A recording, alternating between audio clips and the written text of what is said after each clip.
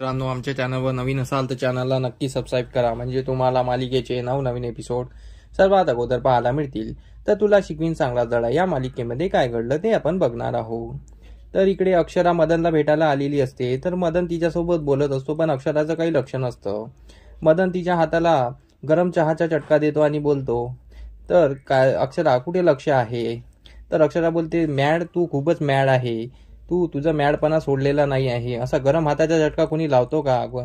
गरम चहाचा झटका कोणी लावतो का? तर त्यावर तो बोलतो की तुझं लक्ष नाही आहे मी काय बोलते आहे. मी तुला या कॅस कशासाठी इथे बोलवलेलं आहे? मी तुला विचारण्याकरता बोलवलेलं आहे की तुझी प्रेम कहाणी सांग. तुझं लग्न कसं झालं? तुझं प्रेम कसं झालं? आणि तुझा संसार कसा सुरू आहे? मला लग्न करायचं आहे, त्यासाठी मी तुला टिप्स घ्यायसाठी इथे बोलवलेलं आहे, पण तू आपल्याच याच्या आठवणीत आहे.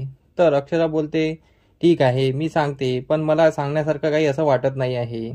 तर मदन तिला रिक्वेस्ट करतो. तर अक्षरा आपल्या जुन्या आठवणीत रमते आणि ती सांगण्यासाठी जुन्या आठवण करत असते की भुवनेश्वरी कशी तिच्या घरी आली आणि कशी तिला मागणी घातली आणि कसं तिला गुडघ्यावर आणलं आणि कसं प्लॅन खेळला की अक्षरा त्या घरात यायला पाहिजे म्हणून, आणि इराने कसा घात केला असं अक्षराला आठवत असतं. तर अक्षरा आठवण करत असते. तर मदन बोलतो, अक्ष तुझे लक्ष कुठे आहे? मी तुला काय विचारतो आहे, तुझ्या प्रेम कहाणीबद्दल सांग मला. मी इतक्या दुरून इतक्या विदेशातून तुझ्यासाठी आलेलो आहे. तर हे जेव्हा ऐकते तेव्हा अक्षरा एकदम चकित होते, माझ्यासाठी? तर इकडे इरा आईबाबाला कन्व्हिन्स करून पोलीस स्टेशनला घेऊन आलेली असते आणि पोलीस स्टेशनमध्ये ती कंप्लेंट द्यायला आलेली असते, कारण की भुवनेश्वरी आणि तिने प्लॅन केलेला असतो. तर इकडे आल्यानंतर भुवनेश्वरीचा कॉल इराला येतो.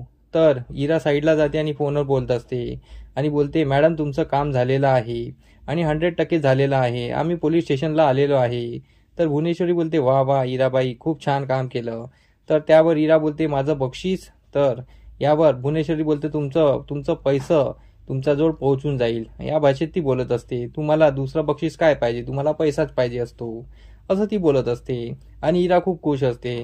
तर इकडे विद्या बोलते, निखिल खूप छान आहे आणि निखिल इरासोबत किती छान राहत आहे. आपण आपण निखिलला किती वाईट समजलं होतं. तर आई बाबा निखिलबद्दल बोलत असतात की अधिपती कसे वाटले होते आणि कसे निघाले, आणि निखिलबद्दल आपण काय विचार केला होता तो कसा निघाला.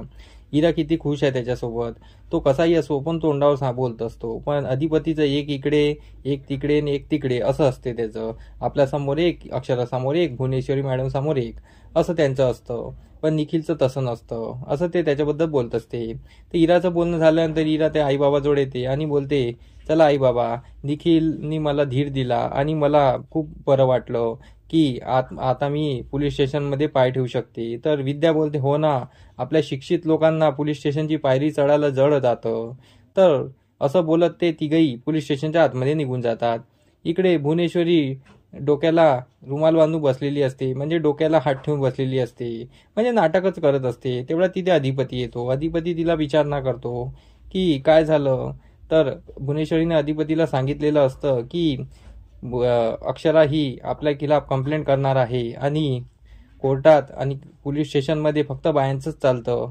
तर त्या टेन्शनमध्ये ती बसलेली असते, म्हणजे ती अधिपतीला दाखवत असते, कारण की तो तिचाच प्लॅन असतो. आणि अधिपती विचारणा करतो तेव्हा भुवनेश्वरी बोलते तेच की मास्तरीनबाई म्हणजेच आपल्या सूनबाई ह्या पोलीस स्टेशनला जाणार आहे, या टेन्शननेच आम्ही विचार करत आहे की आपण त्यांना अगोदर घरला घेऊन यायचं होतं, पण त्यांनी नको ते करायला नको होतं, ते पोलीस स्टेशनला जायला नको होतं, असं ते बोलत असतात.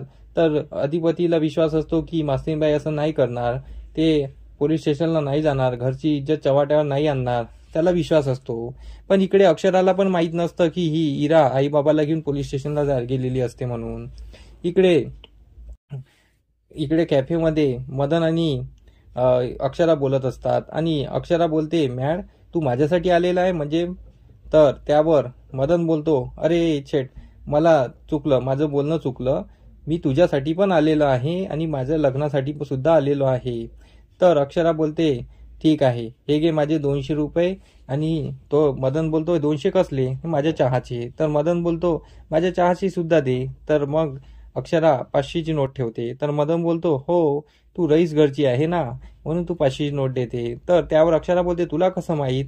तर तो बोलतो, मला सर्वच माहीत आहे. आणि तू सांग ना, तुझ्या प्रेम कहाणीबद्दल सांगणार होती ना. पण अक्षरा ती नोट देऊन निघून जात असते. तर तो तिला हात ठेवून अडवतो आणि बोलतो, मला सांग ना काय झालंय तुझं. पण अक्षरा त्या वेटरला पैसे देते आणि निघून जाते. तर इकडे मदन विचार करतो की हिचं काहीतरी बिनसलेलं आहे, काहीतरी कुठे घोडं अडकलेलं आहे आणि काहीतरी चुकीचं होत आहे. मदन विचार करत असतो. इकडे अधिपती आईसाहेब सोबत बसलेला असतो आणि आईसाहेब करत असतो. इकडे इरा आणि आई बाबा पोलीस स्टेशनच्या आतमध्ये घेतलेले असतात आणि पोलीस स्टेशनमध्ये ते पोलीस इन्स्पेक्टर समोर बसलेले असतात आणि ते बोलतात की आम्हाला कंप्लेंट लिहायची आहे, ते पण भुवनेश्वरी सूर्यवंशीच्या खिलाफ. तर हे ऐकल्यानंतर पोलीस बोलतो, भुवनेश्वरी मॅडमच्या खिलाफ? तर त्या आई बाबा बोलतात, हो, कारण की त्यांनी आमच्या मुलीचा छळ केलेला आहे, आमच्या मुली अक्षराचा छळ केलेला आहे, तिला जीवे मारण्यासाठी प्रयत्न केलेला आहे, तिचा गळा दाबलेला आहे आणि तिला लग्न झाल्यापासून तिला खूप त्रास दिलेला आहे. तर बाबा सुरुवातीपासून सर्व सांगतात पोलिसांना. पोलीस सर्व ऐकून घेतात आणि ते कंप्लेंट लिहित असतात. तर इकडे आई रडू रडू सर्व सांगत असते की घडलेला प्रकार सर्व सांगत असते.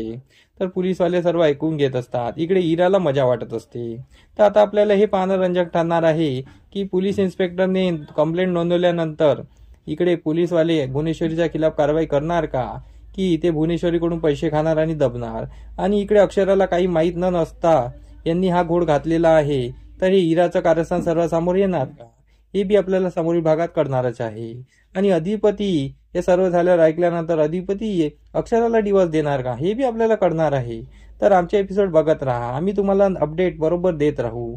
धन्यवाद. आमचा एपिसोड कसा वाटला हे आम्हाला कमेंट नक्की करा. मंडळी, तुम्हाला आमचा व्हिडिओ कसा वाटला हे आम्हाला कमेंटद्वारे नक्की कळवा, तेव्हा आम्ही तुमच्या प्रतिसादाला उत्तर नक्की देऊ. आणि आमचे व्हिडिओ बघत राहा. आमचा व्हिडिओ किती छान वाटतो हे आम्हाला कमेंटमध्ये नक्की सांगा. धन्यवाद.